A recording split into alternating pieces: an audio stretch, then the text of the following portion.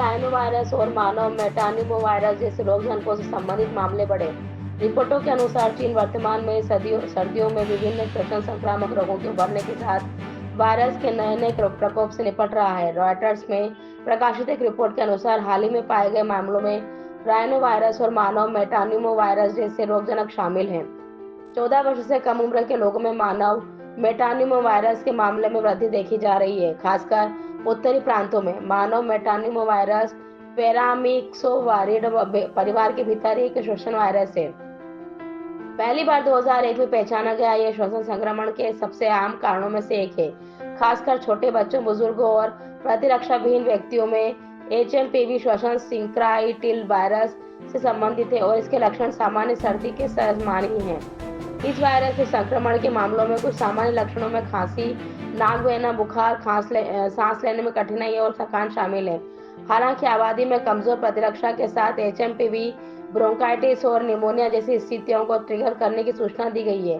अब तक HMPV के लिए कोई विशिष्ट टीकाकरण या एंटीवायरल उपचार मौजूद नहीं है। हाथ धोने, संक्रमित व्यक्तियों के संपर्क से बचने जैसे निवारक उपाय किसी को संक्रमित होने से बचा सकते हैं। ANI की रिपोर्ट के अनुसार केंद्रीय स्वास्थ्य मंत्रालय के तहत राष्ट्रीय रोग नियंत्रण केंद्र NCDC देश में श्वसन और मौसमी इन्फ्लुएंजा के मामलों की बारीकी से निगरानी कर रहा है और अंतर्राष्ट्रीय एजेंसियों के संपर्क में। यह विकास चीन में मानव मेटानिमो वायरस के प्रकोप के हाल ही में रिपोर्टों के बाद हुआ है। मानव मेटानिमो वायरस मध्यम रूप में संक्रामक है, जो मुख्य रूप से संक्रमित व्यक्ति के खांसने, छींकने या बात करने पर श्वसन बूंदों के माध्यम से फैलता है। यह दूषित सतहों या वस्तुओं के सीधे संपर्क से भी फैल सकता है। नजदीकी संपर्क विशेष रूप से भीड़भाड़ या संलग्न स्थानों में संक्रमण के जोखिमों को बढ़ाता है। भारत पूरी तरह से तैयार। चीन में बढ़ते HMPV के कहर पर बोली सरकार। जारी हुई गाइडलाइन। स्वास्थ्य विभाग ने नागरिकों से श्वसन संक्रमण से बचाव के लिए निम्नलिखित सावधानियां बरतने का आग्रह किया है और दिशा निर्देश जारी किए हैं। क्या करें? खांसते या छींकते समय मुंह और नाक को रुमाल या टिश्यू से ढकें। अपने हाथों को साबुन और पानी से बार बार धोएं या अल्कोहल आधारित सैनिटाइजर का उपयोग करें। भीड़भाड़ वाली जगहों से बचें और फ्लू से प्रभावित लोगों से दूरी बनाए रखें। बुखार, खांसी या छींक आने पर सार्वजनिक स्थानों पर जाने से बचें। पर्याप्त मात्रा में पानी पिएं और पौष्टिक भोजन करें। सभी स्थानों पर पर्याप्त वेंटिलेशन सुनिश्चित करें। बीमार होने पर घर पर ही रहें और दूसरों के संपर्क को सीमित करें। पर्याप्त नींद लें। क्या न करें? हाथ हिलाने से बचें। टिश्यू पेपर या रुमाल का बार बार इस्तेमाल न करें। बीमार लोगों के संपर्क में न आए। अपनी आंखों, नाक और मुंह को बार बार छूने से बचें। सार्वजनिक स्थानों पर थूकने से बचें। डॉक्टर की सलाह के बिना दवाई न लें।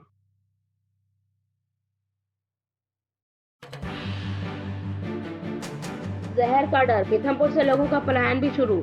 जिस जहरीले कचरे की आग इंदौर, भोपाल से लेकर पीथमपुर तक धधक रही है, उसने पूरे प्रदेश के सिस्टम को हिलाकर रख दिया है। जबरदस्त विरोध के बीच अब एक और दुखद खबर सामने आ रही है। खबरों की माने तो पीथमपुर स्थित जिस राम के कंपनी के ठिकाने पर एक कचरा स्वाहा होगा, वहां से लगे तारपुर गांव के लोगों ने डर के चलते पलायन करना भी शुरू कर दिया है। इस गांव के कई घरों पर ताले डल चुके हैं, तो जो बचे हैं वह भी अपना कहीं और ठिकाना ढूंढ रहे हैं। ग्रामीणों में डर की बड़ी वजह बताई जा रही है कि वर्ष 2008 में जिस 10 टन कचरे को यहाँ दफनाया गया था, उसके चलते यहाँ की नदी का पानी काला पड़ चुका है। यहाँ तक कि यहाँ के बोरिंगों का पानी भी अब पीने लायक नहीं बचा। सरकार भले ही जांचों के हवाले कई तरह की सफाई दे, लेकिन जो ग्रामीण यहाँ निवासरत है वहाँ उन पर जांचों पर जरा भी विश्वास नहीं कर रहे हैं और यहाँ से पलायन को मजबूर हैं। इन ग्रामीणों ने मीडिया को बताया कि यहाँ का पानी पीने के लायक तो दूर, नहाने, बर्तन धोने तक के लिए भी उपयोग में नहीं लाया जा सकता। इस पानी के कारण लोग कई बीमारियों से जूझ भी रहे हैं और वहीं चमड़ी से जुड़े कई रोग भी यहाँ के ग्रामीणों में पनपने लगे। इन ग्रामीणों का कहना है कि हमें जीना है, इसलिए यहाँ कमाने आए थे। जब जीवन ही नहीं बचेगा तो ऐसी कमाई का क्या मतलब। वहीं विजेंद्र शाह नामक व्यक्ति ने भी मीडिया में बयान दिया कि पूर्व में दफनाए गए कचरे और खराब पानी की बदौलत मुझे 2 बार चमड़ी से जुड़ी बीमारी हो चुकी है। 15 साल पहले यहाँ सिर्फ कंपनियां थी, लेकिन अब यहाँ ट्रेचिंग ग्राउंड भी बना दिया गया। ग्रामीणों को मांग है कि अगर सरकार को यही कचरा जलाना है तो उसे तारापुर गांव को कहीं और बसाना चाहिए। ग्रामीणों का कहना है कि इस राम की कंपनी में अन्य शहरों से पहले भी खतरनाक कचरा यहाँ लाकर उसका निपटान हुआ, जिसका खामियाजा हमें यहाँ भुगतना पड़ रहा है। इसका कहना है कि जब से इस भोपाली कचरे के बारे में सुना है, तब से हमारी रातों की नींद भी उड़ी हुई है।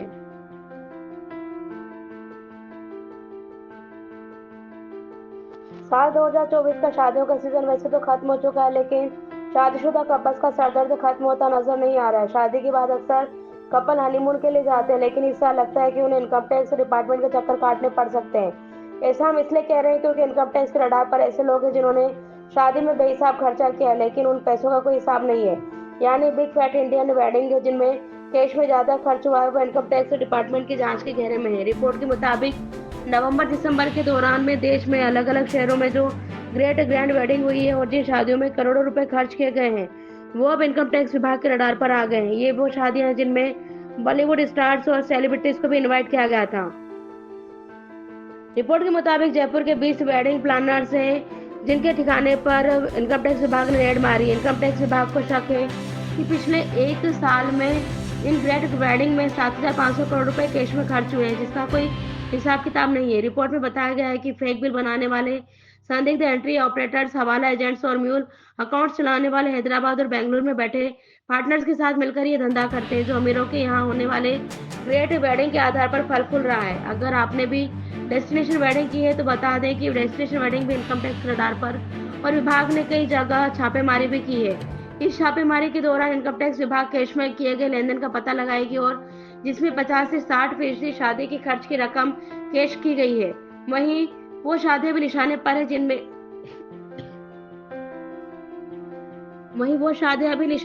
बॉलीवुड स्टार्स को चार्टर प्लेन से बुलवाकर परफॉर्म करवाया गया। शादियों की गेस्ट लिस्ट और इन्वेंटरी कितना बड़ा था, इस स्केल के आधार पर इनकम टैक्स विभाग शादियों में किए गए खर्च का हिसाब किताब खंगालेगी। इस कड़ी में कैटरिंग फर्म से भी पूछताछ की जा रही है। इनकम टैक्स की अब तक की जांच में पता चला है कि जयपुर के वेडिंग प्लानर सरगना है और दूसरे शहरों के प्लानर इवेंट आयोजित करने में उनसे संपर्क करते हैं।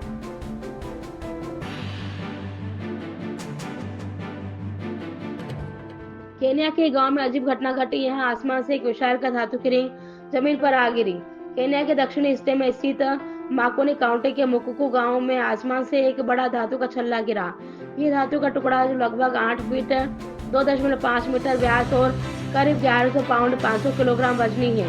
आसमान से गिरी विशालकाय लोहे की रिंग को देखते हुए आसपास के लोग पहले तो डर गए क्योंकि ये जलता हुआ जमीन पर गिरा था।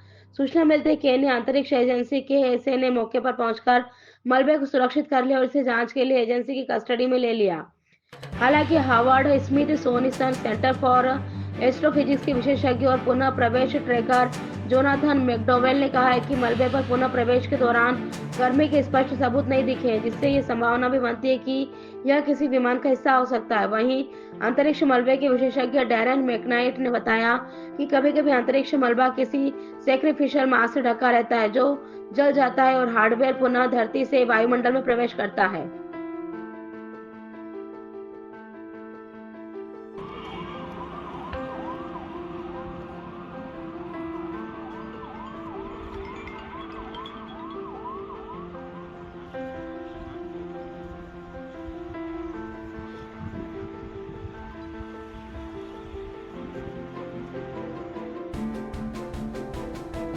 पोरबंदर के एयर एनक्लेव में कोस्ट गार्ड का एडवांस हेलीकॉप्टर क्रैश, 3 लोगों की मौत। पोरबंदर में कोस्ट गार्ड के एक एयर एनक्लेव में रविवार को हेलीकॉप्टर क्रैश हो गया है। इस हादसे में हेलीकॉप्टर में सवार सभी 3 लोगों की मौत हो गई।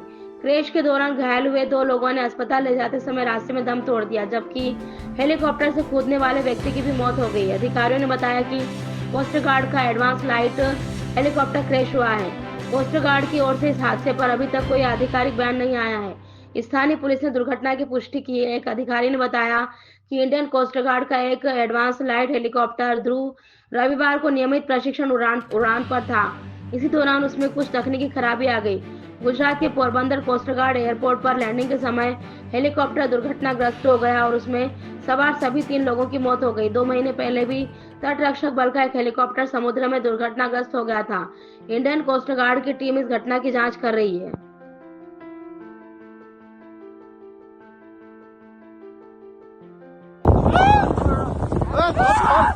अरुणाचल प्रदेश के तवांग में पर्यटक उस समय जब इस पर टहल रहे थे, तभी जमी हुई सेला झील पर बर्फ टूट गई। बाद में स्थानीय अधिकारियों ने रस्सियों की मदद से उन्हें बचाया। इस वीडियो को एक्स पर शेयर करते हुए केंद्रीय मंत्री किरण रिजिजू ने पर्यटकों से अपील की है कि अनुभवी लोगों के साथ जमी हुई झीलों पर चलें, फिसलन भरी बर्फीली सड़कों पर सावधानी से गाड़ी चलाएं और बर्फीले हिमस्खलन से सावधान रहें। उसको निकालो पहले ये बाल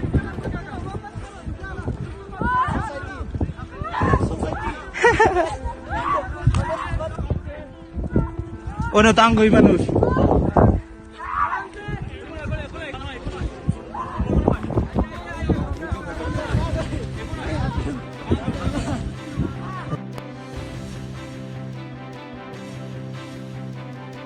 इंदौर से प्रयागराज के लिए सीधी फ्लाइट 11 जनवरी से 4,725 रुपए है किराया। इसी माह कुंभ के लिए स्पेशल ट्रेनें भी चलेंगी। इंदौर से प्रयागराज के लिए 11 जनवरी से सीधी फ्लाइट शुरू होगी।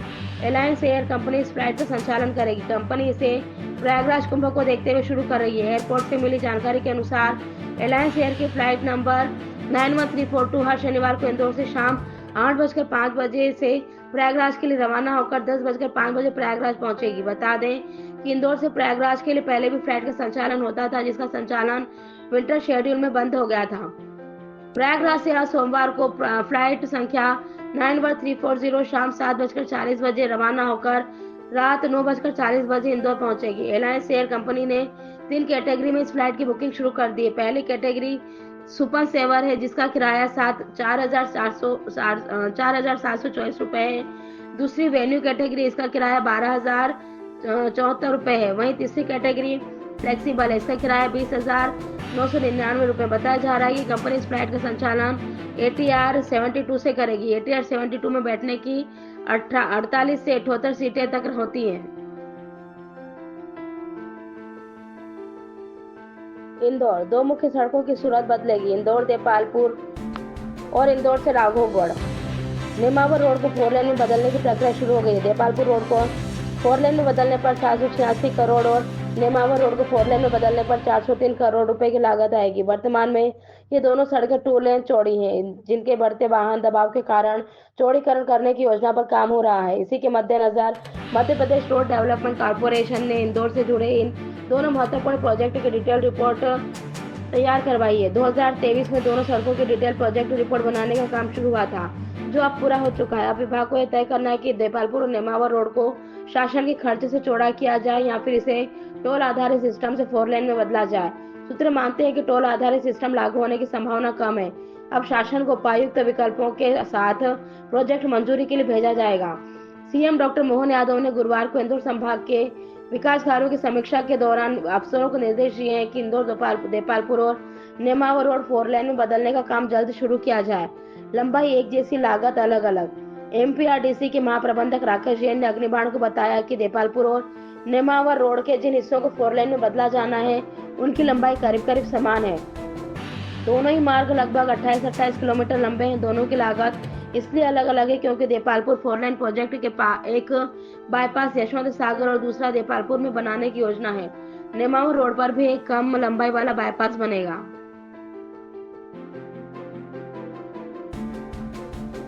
माता पिता की नहीं की देखभाल तो चली जाएगी ट्रांसफर की गई प्रॉपर्टी। सुप्रीम कोर्ट ने हाल ही में बुजुर्गों को लेकर बहुत अहम फैसला सुनाया, जिससे बुजुर्गों को खासा फायदा होने वाला है। साथ ही इस फैसले के बाद बच्चे बुजुर्ग माता पिता का ख्याल रखेंगे, उनके साथ अच्छा व्यवहार करेंगे, ऐसी उम्मीद की किरण सामने आई है। कोर्ट ने फैसला सुनाया है कि बच्चों को अब माता पिता की प्रॉपर्टी और बाकी गिफ्ट दिए जाने के बाद एक शर्त उसमें शामिल होगी कि वो माता पिता का ख्याल रखें, उनकी जरूरतों को पूरा करें। और अगर बच्चों ने यह चीजें उनके साथ नहीं की और बच्चों द्वारा माता पिता को उनके हाल पर अकेला छोड़ दिया गया, तो उनसे सारी प्रॉपर्टी और बाकी गिफ्ट वापस ले जाएंगे। कोर्ट ने क्या क्या कहा?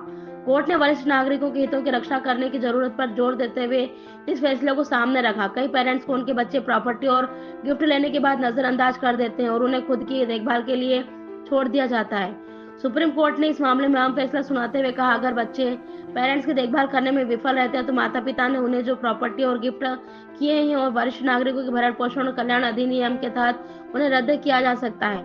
अदालत ने कहा, संपत्ति का ट्रांसफर भी शून्य घोषित किया जाएगा। जस्टिस सीटी रवि कुमार और जस्टिस संजय करोल की बेंच ने कहा कि यह अधिनियम उन बुजुर्गों की मदद करने के लिए एक फायदेमंद कानून है जो ज्वाइंट फैमिली सिस्टम खत्म होने के बाद अकेले रह जाते हैं। ये कानून उनके अधिकारों की रक्षा के लिए बेहतर साबित होगा। सुप्रीम कोर्ट ने साथ ही मध्य प्रदेश हाई कोर्ट के उस फैसले को खारिज कर दिया जिसमें कहा गया था कि माता पिता की सेवा न करने के आधार पर प्रॉपर्टी और गिफ्ट को रद्द नहीं किया जा सकता। यह तभी किया जा सकता है जब प्रॉपर्टी या गिफ्ट देते समय इसमें पहले से ही स्पष्ट किया गया हो। बुजुर्गों को कैसे होगा फायदा? सुप्रीम कोर्ट ने कहा कि जब कानून के मकसद को पूरा करने के लिए उदार दृष्टिकोण अपनाने की जरूरत थी, तो मध्य प्रदेश हाईकोर्ट ने कानून पर सख्त नजरिया अपनाया। इस एक्ट के सेक्शन 23 में बताया गया है कि इस अधिनियम के शुरू होने के बाद किसी भी वरिष्ठ नागरिक ने अपनी प्रॉपर्टी और गिफ्ट अपने बच्चों को ट्रांसफर अगर किए हैं, तो यह शर्त के साथ होंगे कि वो अपना और उनका पूरी तरह से ख्याल रखें, उनकी जरूरतों को पूरा करें, और अगर वो ऐसा करने में सफल नहीं हो पाते तो उनकी संपत्ति का ट्रांसफर शून्य घोषित किया जाएगा। साथ ही ऐसे केस में संपत्ति ट्रांसफर धोखाधड़ी या जबरदस्ती या अनुचित प्रभाव के तहत किया गया माना जाएगा।